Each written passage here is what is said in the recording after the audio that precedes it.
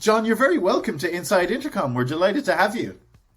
Oh, it's great to be here, Liam. Thank you very much. So I suppose, could you just tell us a little bit about yourself, your journey to this point? What kind of got you here into, customer experience consultancy? Yeah, sure. So, my entree into business was actually selling radio advertisements door to door. This is back in college. At the college I went to, they had a commercial radio station on campus. So it was run by students, but didn't receive any funding from the university. It was all ad supported. And sophomore year, I went in and I said to the station manager, I'd like to be a DJ. And he was like, yeah, great. But if you want anything other than the graveyard shift, you need to bring money in. And so I started selling radio ads and actually ended up being pretty good at it and became sales director of the radio station the next year. But that was really where I first got my taste of customer experience, because what I saw is how very subtle aspects of the interaction that you have with a prospect or a customer can materially influence their likelihood to work with you. So something as simple as the formatting of our rate sheet for our ads, that made a tremendous difference what that looked like in terms, whether it was crisp and clean and easy to interpret. And so that's kind of what got me interested in business and customer experience. From there, I went to business school, worked in the corporate world for about 15 years and had really the fortune of working in lots of different functions: IT, sales, marketing, service, distribution. And then launched my own firm in 2009, kind of because I thought I had a very unique perspective, having walked in the shoes of all of those different functional leaders. And as you know, delivering a great customer experience really requires all those functions to coalesce around the same vision. And so, yeah, that's kind of my journey. What kind of music did you play when you were DJing?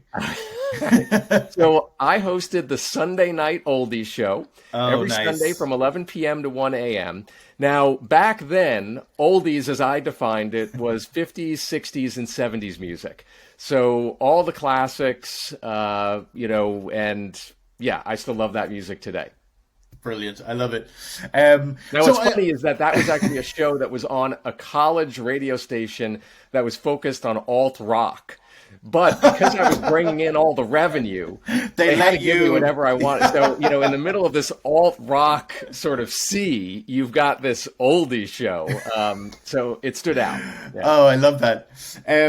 So let's get into it. I suppose let's start by, talking about this provocative opening line of your new book, which says that, if you're aspiring to satisfy your customers, then you're aspiring to mediocrity. And that seems to contradict a fundamental business tenet with which we're all familiar, namely that customer satisfaction is key.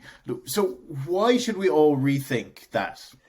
Yeah, you're right. It definitely contradicts something that we're all taught whenever we go into business. But I guess what I would say is I think customer satisfaction is a one-way ticket to the business graveyard. And the reason I say that is because if you're just seeking to satisfy your customers, then you're not really leaving an indelible impression on them. And when it comes to cultivating loyalty, that really is an exercise in memory shaping. The companies that do this well recognize that they're not just in the business of shaping people's experiences, they're in the business of shaping their memories. Because it's those memories that are really going to drive the repurchase and referral behavior that is the lifeblood of any thriving business. So if you want to capitalize on that opportunity, you can't just satisfy your customers, you need to impress them. And by that, I mean you're leaving an indelible impression in their heads that's going to shape their future behavior. And so that's why I say satisfaction is really not the appropriate goal for any business. So this book, From Impressed to Obsessed that you've written, it's a great book. What compelled you to write it in the first place? Something that always bothered me was how companies subject customers to so many incivilities, from long queues and wait times on the phone and hidden fees that, kind of surprise you at point of sale, and, just people that are generally unhelpful and don't do what they say they're going to do. And I look at all of those incivilities that companies put customers through, and I would say to myself, there are so many easy, simple, straightforward things that organizations could do that would help elevate the quality of the experience that they deliver to folks. And, so I almost feel like it's on a moral level, like companies just should not be treating people so poorly. And, I had this book banging around in my head for like literally a decade, and it was just a matter of carving out the time to write it. And it was really just based on everything that I've collected in my corporate career, as well as my career leading Watermark Consulting, of how do companies do this? How do they leave those indelible impressions that cultivate that loyalty? And again, it's just there's so many things companies can do that are low cost, in many cases no cost. And I just wanted to get that on paper and share it more broadly so more people could take advantage of those secrets. Something we always love to ask on the podcast is when we're talking about customer service and support is what people see as, how do they define it themselves? I mean, so I suppose, what do you think the difference is between customer experience and customer service? So I think customer service is but one component of the customer experience. And I think that's a very important thing for an organization to realize. If you as an organization use those two terms, if you view them as synonyms and use them interchangeably, I'd say you're going to be in a really dangerous path. And the reason I say that is because if you're just thinking about traditional customer service, and by that I mean, the text, the chat, the telephone contact center, that's all well and good. But the fact of the matter is that oftentimes the mere need for customer service indicates that there is some broader issue in the customer experience. And so it's not just about figuring out how do we deliver service better. It's about how do we make the need for service go away entirely. And to accomplish that, you really need to think more broadly about the end-to-end customer experience, meaning you're going all the way upstream to the marketing of your products and services, the sale of them, how expectations are set, the design of your physical products, the installation instructions that come with them. These are all things that most people would never characterize as traditional customer service. Yet I would say, you're missing an important opportunity as a company if you don't think broadly that way. Because you should, in most industries, I'd say the goal should be everything works so beautifully, so perfectly upstream that people never have a need to contact you unless it's to buy more of your product, or something like that, some revenue generating activity. So I think that's one of the key differences between customer service and customer experience. In the book, you have this great analogy kind of describing a great customer experience as being like a beautifully choreographed performance complete with on-stage and backstage components. Yeah, I love that analogy, which, others have used it. But the reason that I like it is I think what every company strives to do is elicit a reaction from its customers comparable to that of an audience in a theater after watching just a spectacular stage performance. Because think about what happens after that performance. The audience, they rise to their feet, they applaud, they give a standing ovation. They don't even want to leave the theater. They're just so enamored with the experience they've had. And eventually, when they do leave the theater, they can't wait to tell other people about what they just saw. And so if you take that theater analogy a step further, I think that there is an onstage component to the customer experience and there's a backstage. And by onstage, I mean all the things that your customers, your audience, can see, feel, hear, touch, and smell. It's your retail stores, it's your product, it's the live people they're interacting with. And that's where most people's heads go, I think, when they think about customer experience. But then there's another equally important piece, and that's the backstage piece. And by that, I mean everything that happens behind the curtain that, while invisible to your customers, nevertheless exerts a material influence on the quality of the performance that can be delivered to them. And I'll give you an example of what I mean. How you hire and select people. That is totally invisible to your customers, that process, right? But you could easily see how if you're not hiring the right people, the people that have sort of the customer experience gene already, no matter how much you train them, you're going to put them out on the stage and they're probably not going to deliver the kind of performance you're hoping for. So how you hire people, how you measure and reward them, the tools that you give them to do their job. And I know that's something that I'm sure is central to your audience's interest, given the nature of Intercom. That the notion of all the tools that you give your front line to accomplish the job and to deliver a consistently great experience to customers, that's all the backstage stuff. And if you're not surrounding them with the right tools, with the right backstage environment, when they go out onto that stage, forget it. It's just not going to, the performance is not going to be what you hope it is. Exactly. And you don't want stage fright. So let's talk about the business case for customer experience. Many customer experience transformations can be expensive. It's not always easy to measure the direct result. What would you say about that? What insights would you offer on that? Yeah, so going back to my history and when I first started Watermark, actually even before I started it, one thing that always challenged me in the corporate world was I felt that executives and boards of directors, they often took the leap of faith on a lot of big, costly initiatives that had questionable ROI. For example, the hiring of a celebrity CEO for tens of millions of dollars, embarking on some merger or acquisition. I mean, if you think about it, these are all things where it's kind of sketchy whether you're actually going to get the ROI. But routinely, companies just take the leap of faith. Yet when it came to investing in the customer experience, suddenly I found that executives and top leaders, they sort of rein in the pocketbook. They're like, get the pencil out, let's sharpen it, let's make sure that, we account for all the investments and all the benefits.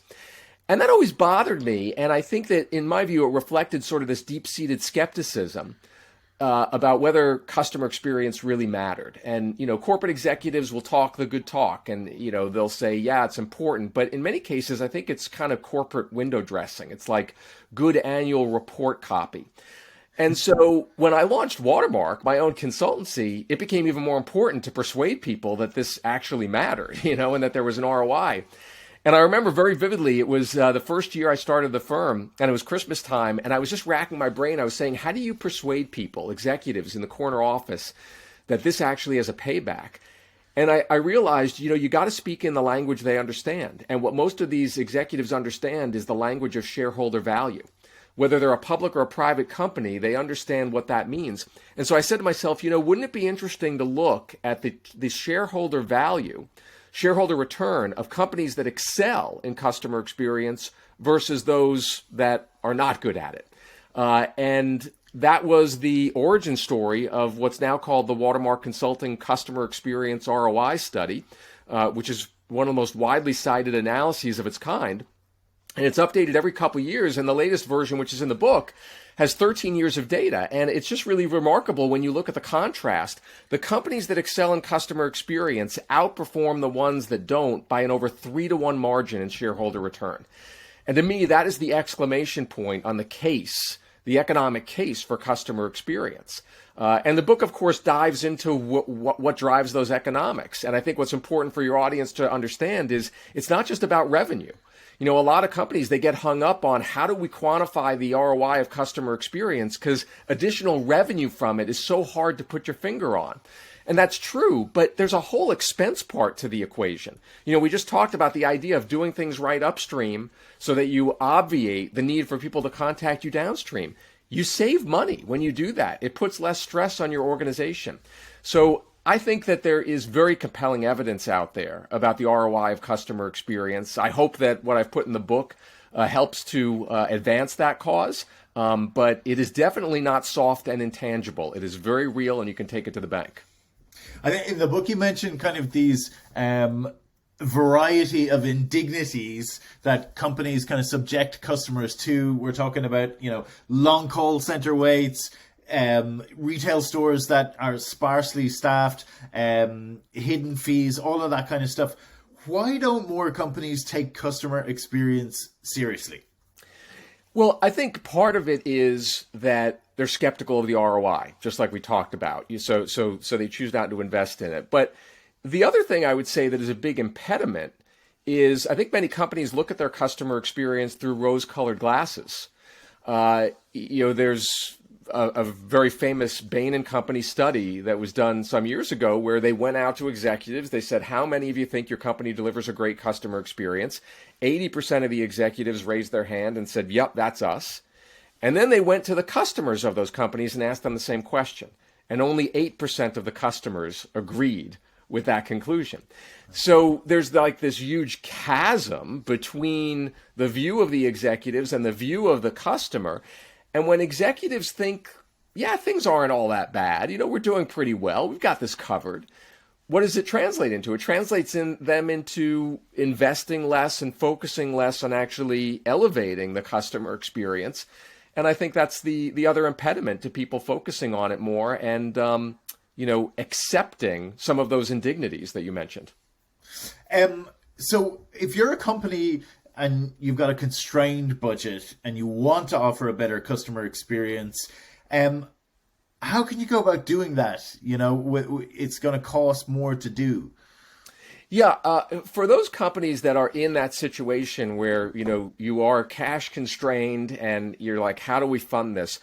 In that case, I do recommend that the way you approach customer experience, at least initially, I'm not saying exclusively, but at least initially, is through that lens of how do we actually reduce the need for people to seek our support?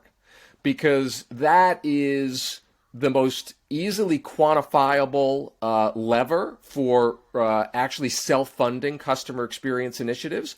Because you can very easily say, hey, if we are able to take 10% of our calls or 10% of our chat sessions and, just kind of take that off the table, people don't need to contact us anymore, we can quantify pretty well what that means in terms of the expenses in our organization, in terms of our ability maybe to redirect those resources to higher value activities. And so that would be my recommendation is, you want to ask yourself, a lot of companies, for example, track what do people contact us about? But what they should really be tracking is why do they contact us? Not, they contacted us about billing or they contacted us about installation. That's not really actionable. What you want to know is why did they contact you about billing? Why about installation? What was it that triggered them to need help? And then, you sort of want to pull that thread and follow it upstream and say, oh, you know what? We got a lot of people that are obviously getting confused with this paragraph in our installation instructions. Let's modify it. And once you do that, inevitably you're going to see an impact on the number of people that consequently are contacting you for help. And so that would be my recommendation for companies that are like, how do we self-fund this? I think that is the best way to do it. In your book, you talk about how customer experience is really an exercise in memory shaping. So can you explain what you mean by that and, its implications for how businesses engage with customers? Yes. So the companies that do this well understand that what they're trying to create are experiences that people don't just enjoy in the moment, but remember fondly long into the future, for all the reasons I mentioned before in terms of the repurchase and referral behavior. And so there is a science around memory shaping, that's been very well studied. And for example, it gets to just how the human brain remembers things. And we don't remember things as like a streaming video.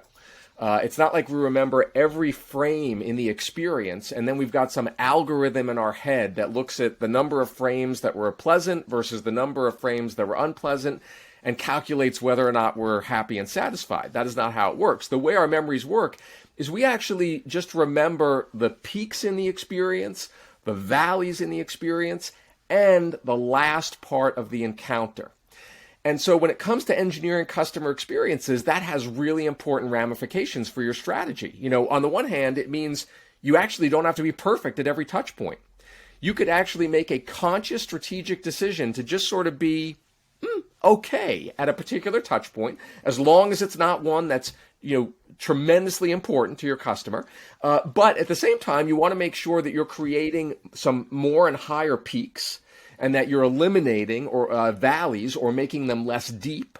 And that you're always thinking about the last part of the interaction, which is so important, given what's known as the recency bias in psychology. You could do everything great, sort of, in all the parts of the experience, but then if the last part of the interaction is really sour, that's it, game over. People are going to walk away with a negative impression and a negative memory.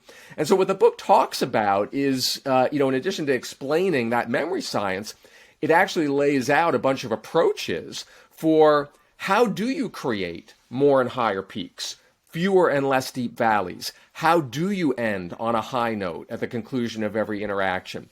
And, that's really where the science of customer experience, I think, comes into play. This isn't just about service with a smile. There is a whole science to this that the companies that do it well are very adept at. And the title of the book references the idea of turning, not just the customers, but also employees into lifelong fans.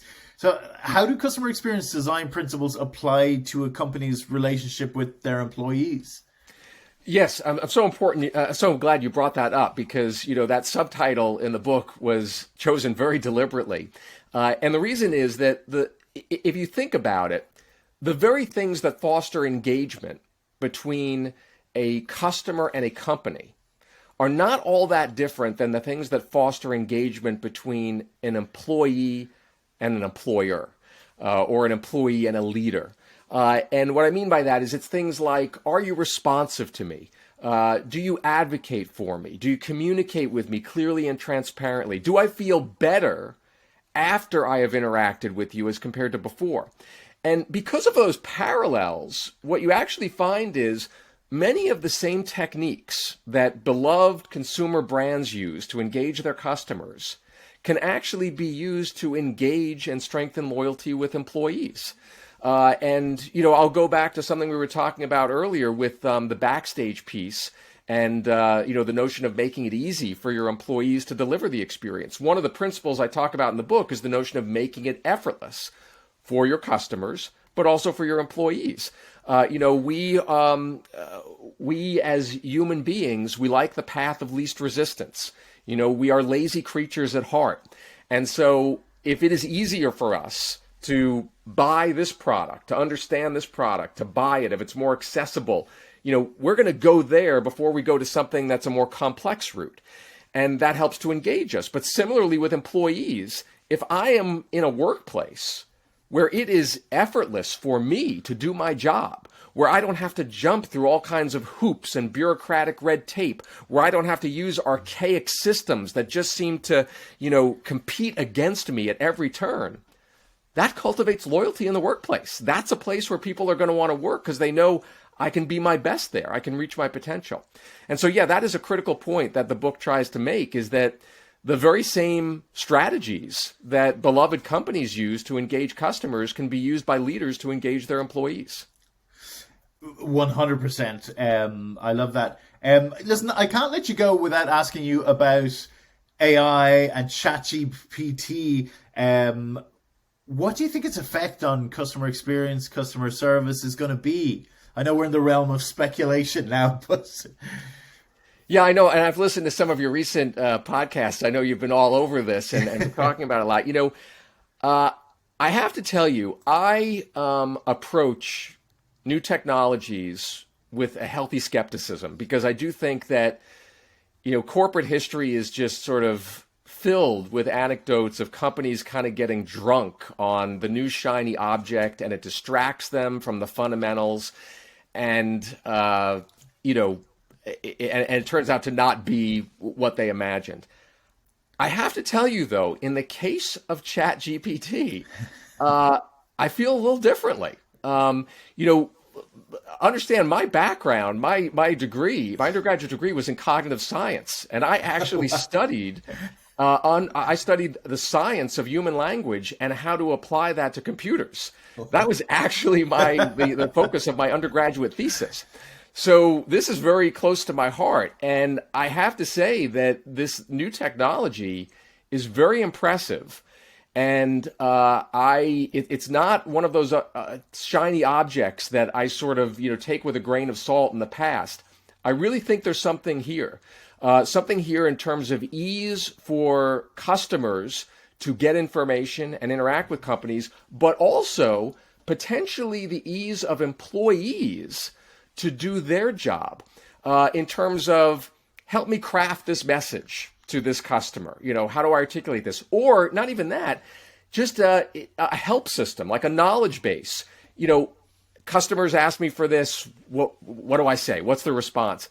The ability for employees to interact with a knowledge base in that way that's so much more natural to them, and to get a response back that is almost packaged perfectly just to be, uttered to the customer. I think that could have a very significant impact. So, I'm very interested to see how things evolve with that technology. Great. Well, listen, where can people follow you online? Where can they, find your book? Keep in touch. Yep. So the best place to go to learn more about me and the book is my personal website, which is jonpicoult.com. That's JONPICOULT.com. And you can follow me on Twitter or Instagram at Jon Picoult. Also follow me on LinkedIn. That's where you can find me. Listen, it's been great to have you here. Before you go, you got to give us like a 50s or 60s recommendation song to play for just to get the energy going. I'll tell you, I'll give you one that I think is very relevant to the customer experience field, and that's the Elvis Presley tune, A Little Less Conversation. Yeah. I love that song. And whenever I hear it, I think from a business sense, there's so much talk. People talk and talk and talk, but then it's execution. Execution is what makes the difference. I mean, a little less conversation, a little more action. That's good advice for anyone in business. I love it. Elvis, the CS King. Yeah, right. Jon, listen, thank you very much. It's been great to have you on the show. Thank you, Liam. Good to be here.